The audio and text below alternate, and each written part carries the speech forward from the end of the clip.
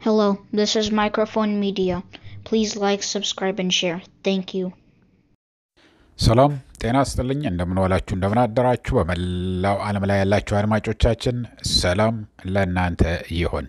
ይህ ማይክሮፎን ሚዲያ ቁጥር 2 ነው። ለማይክሮፎን ሚዲያ ቁጥር 2 አዲሱ ቻናላችን ነው። አድማጮቻችን ሰብስክራይብ ያላደረጋችሁ ብዙዎች አላችሁ። የምታዩት ቪዲዮዎቻችንን ሰብስክራይብ እንዲያደርጉ ንገሯቸው እያሉን ነው ዩቲዩቦችና እነሱ እንዳሉት ሰብስክራይብ አድርጉ። የደወል ምልክቷን ተጫናችሁ ኦል የምትለዋን ከተጫናችሁ ሁሉ ጊዜ ለህዝባችን ይጠቅማሉ፣ ያስተምራሉ፣ ይጠነቀቁበታል፣ ያተርፉበታል የምንላቸውን ወደ እናንተ በቀጥታ የምንመጣበት ነውና ሰብስክራይብ እንደዛ ካደረጋችሁ በቀጥታ ኖቲፊኬሽን ከዩቲዩብ ይመጣላችኋል። ቀድማችሁ ታይታላችሁ። ቀድመህ የምታየው ኢንፎርሜሽን ምንድነው? ሁሉ ጊዜ እንደምንለው ኃይል ነው።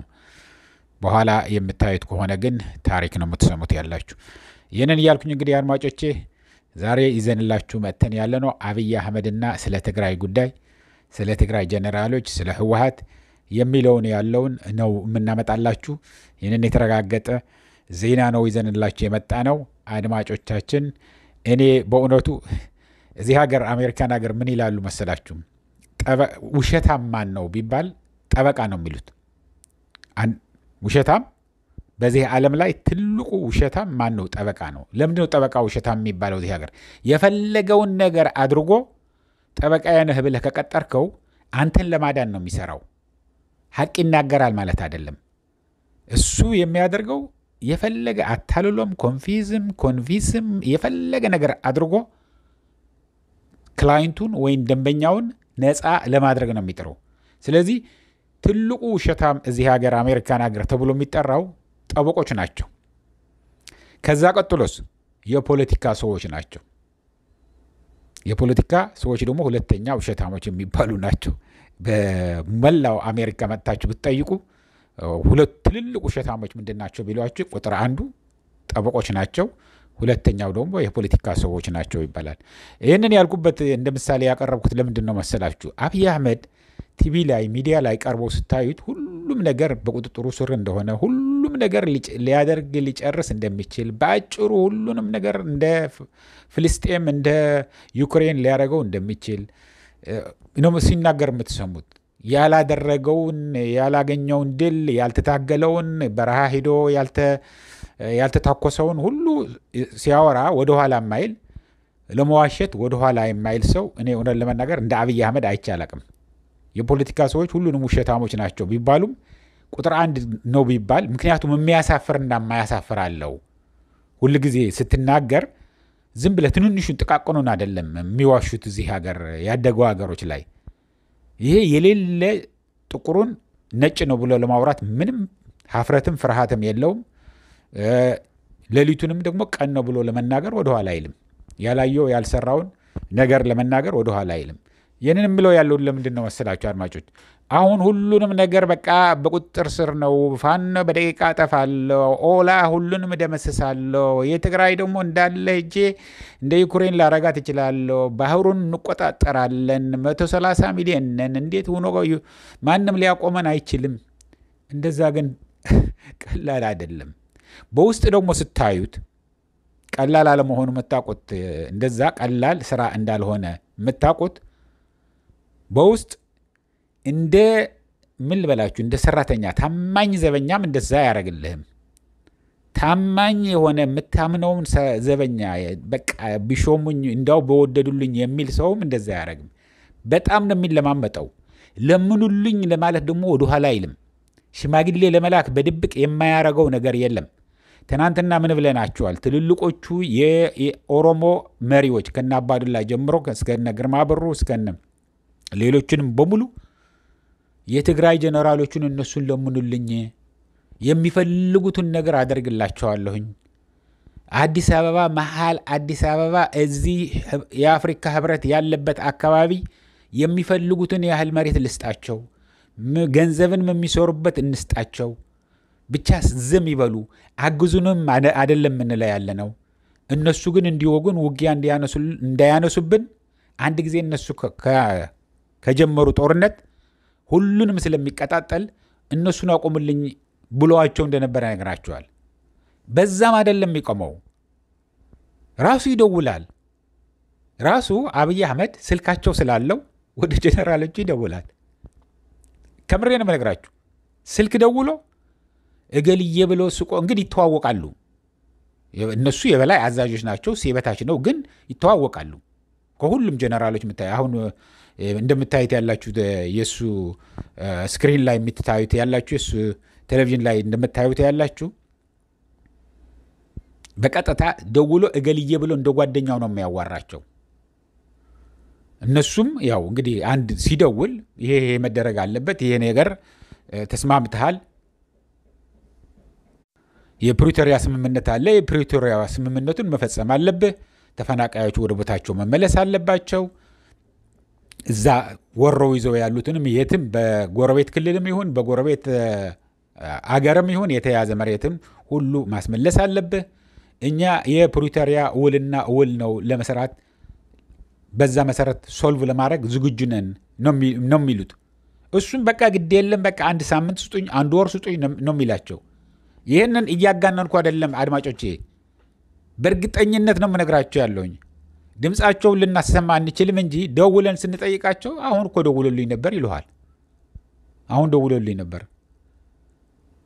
እንግዲህ ልክ ትግራይ ለጦርነት እየተዘጋጀች እንደሆነ፣ ትግራይ ሁሉንም ነገር እያለቀ እንደሆነ፣ እሱንም ሂዶ ሊጨብጣት እንደሚችል፣ ነገ ጠዋትም ጦርነት እንደሚጀመር በሚዲያ ላይ ቀርቦ ሲናገር ሰው የማያውቀው አብይ አህመድን የማያውቀው እውነት ይመስለዋል። አይኑን ጨፍኖ በቃ ዝም ብሎ የሌለ ነገር በሬ ወለደ ብሎ ሲያወራ ይውላል። ደውሎ ለነሱ ሲያናግራቸው ደግሞ በቃ እገልዬ በቃ ምግቤን እንዴት በትግርኛ አድርጎ ያዋራቸዋል። ለወድም ቤቴም ለመዲድም ለደብረጽዮን በየጊዜው ነው እኮ እናንተ በቃ ግድ የለህም ሳምንት ሁለት ሳምንት ብትሰጠን እኮ ሁሉ ነገር እናስተካክለ። አዎ እያዛናጋቸው ነው፣ ብልጥ ስለሆነ ነው ምናምን ልትሉ ትችላላችሁ። ሊሆን ይችላል። ግን አብይ አህመድ የሚያደርገውና የሚናገረው ለየብቻ ነው፣ ለየቅል ነው። አሁን ልክ እንደተጣላ ከነጌታቸው ጋር ተስማምቶን እመኑኝ አድማጮቼ፣ ጀነራል ጻድቃንና ጌታቸው ረዳ እና ሌሎቹንም እዛ ከነሱ ጋር ሸሽተው አዲስ አበባ ሄደው ያሉት ኦልሬዲ ሰልችቷቸዋል፣ መረውታል። አንድ ከነዚህ ከምታያቸው ያላችሁ ወይ ምግበይ ወይ ወድም ቤቴ ወይ መዲድ ወይ ድንኩል ወይ ሌሎቹንም ጀነራሎች ፍስሐ ማንጁስ አንዱ ቢሄድ ወደሱ ከሱ ጋር ነው የሚሄደው። ከሱ ጋር በቃ ዴይ እናይት ይሄዳል። በቃ ሁሉንም ነገር ያሳየዋል። ሁሉንም ነገር ለነዚህ አክትፍ ብሏቸዋል። አኝኮ ያላቸውን ጣፋጭ የሆነውን ማስቲካውን አኝከ ጣፋጩን ስታልቅ ተፋው የለም ተፍተዋቸዋል። ኦልሬዲ ለነገይታቸው ስልቹ ነው። ሆይ ሆይ ብሎ ይቀራረብሃል፣ ሆይ ሆይ ብሎ ያናግርሃል። ወደኛል ብለህ ትጠጋዋለህ። ከዛ በኋላ ይሰለቸዋል።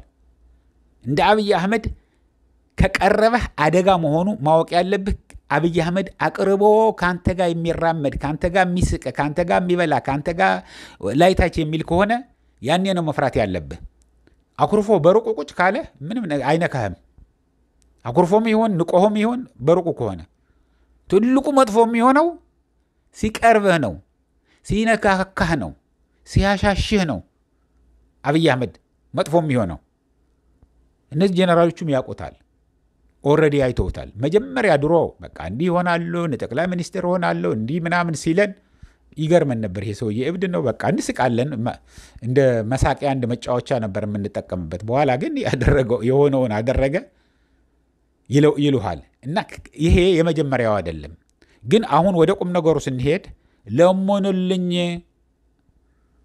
ባካ ለነሱም በሽማግሌም በስልክም በራሱም በውስጥ ባሉት በትግራይ ባለ አሁን ለምሳሌ ታደሰ ወረደ ወደ አዲስ አበባ ሲመጣም እና ብሎ የሚናገረው የሚልከው ለነሱ ጦርነት እንዳይነሳበት ነው። እሱ ራሱ ሊጀምር ይችላል ወይ ከነገ ወዲያ ማን ያውቃል? የሰውዬ አድርግ ካሉት ዩናይትድ አረብ ኤምሬትስ ሂድን ጅውረር በቃ አሁን እኮ የሱዳኑ ሐሚቲ እኮ በቃ ተባረረ እኮ ጠፋ እኮ ምን እያደረክ ነው? እሱን ለማዳን አንተም ጦርነት ጀምር እንጂ ቢለው ይጀምራል። ምክንያቱም ሁሉንም ነገር የሚቆጣጠረው ዋናው ሞቶሩ የአብይ አህመድ የዩናይትድ አረብ ኤምሬትስ ፕሬዚደንቱ ነው፣ መሐመድ ቢን ዛይድ እሱ ነው የሚያሽከረክረው፣ የፈለገ ነገር የሚያደርገው፣ ስንቁንም ትጥቁንም ሁሉንም ነገር የሚሰጣው፣ ቢላዎቹን ሰርቶ ወርቁንም የአዲስ አበባ ምንም ነገር ያልተነካ የኢትዮጵያ ከትግራይ የመጣ በተለይ ዝም ብሎ እንዳለ ያልቀለጠ ነው የምንነግራቸው ያለ ነው። ድንጋይ የሚመስለውን እንዳለ በጆንያዎች ሂዶ አቡዳቢ ነው ተቀምጦ ያለው አብይ አህመድ። የቀልድ ሰው አይደለም። እኔ 1 ብር አልሰርቅም ይላል። 1 ብርማ አይሰርቅም። 1 ብር ምን ሊያደርግልን ነው የሚሰርቀው? እሱ በጆንያዎቹ ወርቅ ነው የሚሰርቀው። እና አብይ አህመድ የሚያደርገው ያለው አንደኛ ከፍተኛ ፍርሃት ላይ ያለው ከፍተኛ የሆነ ፍርሃት ውስጥ ነው ያለው። እሱ ብቻም አይደለም። ምክንያቱም እኛ አሁን ጦርነቱ ከተነሳ ምን ልንሆን ነው? 500 ዓመት ኦሮሚያን ወደ ኋላ ትመለሳለች። ሰው ሁሉ ጠልቷታል። ኦሮሚያ የሚባል ነገር አይኖርም። ኦሮሞ የሚባል ህዝብ ላይጠፋ ይችላል። ኦሮሚያ የሚባል ግን አይኖርም። ካርታ በሙሉ ይቀያየራል። ኢትዮጵያ ትቀያየራለች። አሁን የምናያት ያለንችውን ኢትዮጵያ አትኖርም። መግቢያ መውጫ እናጣለን።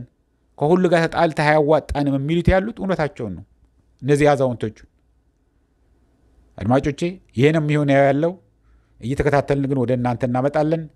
የዛሬው እዚህ በቃናል። እስከሚቀጥለው ጊዜ ድረስ ሰላም፣ ደህና ዋሉ፣ ደህና ደሩ። ላይክ አድርጉት አድማጮቼ። ላይክ ሳታደርጉ እንዳትወጡ። ቻው።